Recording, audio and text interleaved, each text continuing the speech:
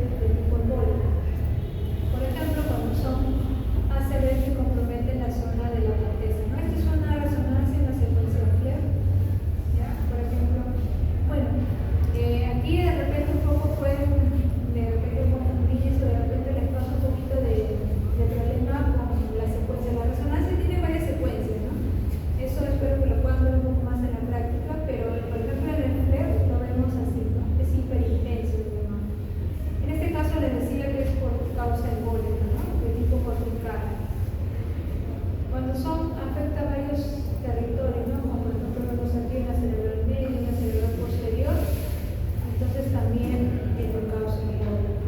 Si vemos que también pueden ser de pequeño tamaño, pero pueden ser no bilaterales, ¿no? Igual, pueden ser de varios territorios, también ¿no? podríamos decir que es probablemente causa el corazón.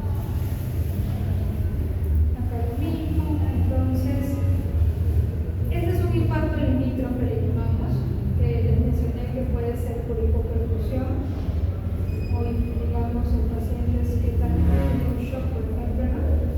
Hipoperfusión o limítrofe se refiere que está entre, por ejemplo, el límite entre la cerebral media, la cerebral posterior o la cerebral media y la cerebral anterior, ¿no? Está justamente en ese límite. ¿Ya? Entonces, usualmente el mecanismo puede ser por eso. Acá ya, por ejemplo, pueden ser infartos de arterias penetrantes que se desarrollan generalmente en la zona de la protuberancia, aquí, que puede ser más de causa aterosclerótica, aterotrombótica, ¿no? En la parte de ganglios basales también, las arterias estriadas.